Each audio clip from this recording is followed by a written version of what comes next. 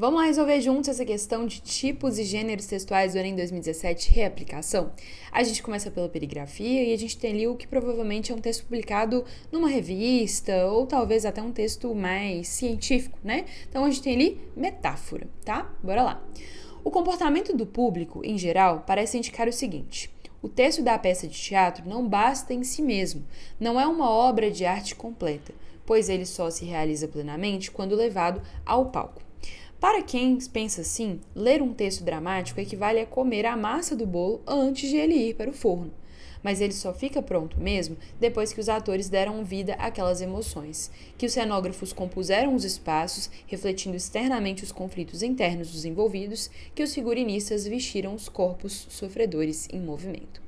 Texto bem legal, né? Que vai falar então que o texto teatral em si, ele só realmente ganha profundidade, peso e ganha ali todos os elementos de sentido quando ele é encenado, né? Então, somente ler um texto teatral não torna completo. Vamos ver para ver o que a questão quer da gente.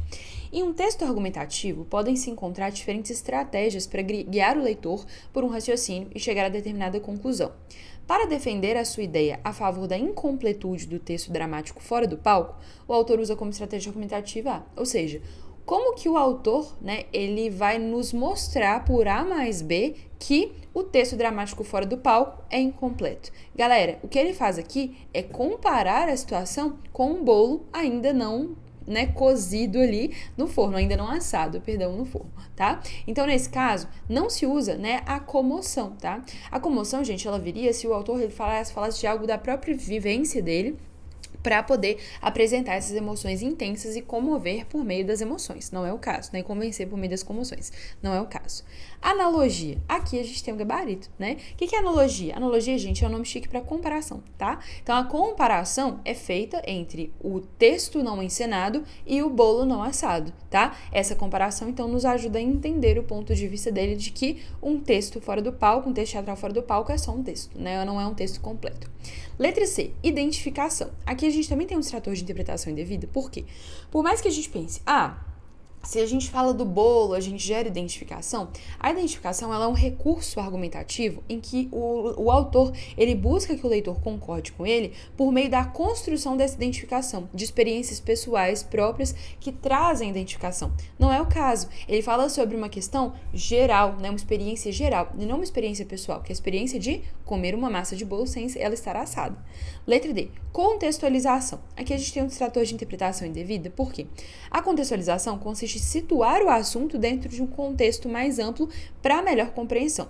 Então aqui, mesmo que o autor contextualize a discussão sobre o texto dramático dentro do universo teatral, não é essa característica que vai caracterizar a estratégia argumentativa. Então, ainda que ele contextualize, estou falando de uma peça de teatro onde eu tenho atores, enfim, figurinistas, tem várias pessoas envolvidas ali, não é a contextualização que vai nos levar a defender o ponto de vista dele também, né? A entender o ponto de vista dele. É a comparação que ele faz com o bolo. E a letra E, enumeração. Temos enumeração? Temos enumeração, né? Lá ao final ele fala dos cenógrafos que compõem o espaço, dos figurinistas que vestem os corpos sofredores. Então ele vai sim, olha, enumerar uma série de elementos que são importantes para o texto teatral ser encenado, né? Só que isso não é a estratégia argumentativa que ele utiliza para poder comprovar a importância da encenação do texto. O que ele utiliza como estratégia argumentativa é a comparação com a massa do bolo, ok?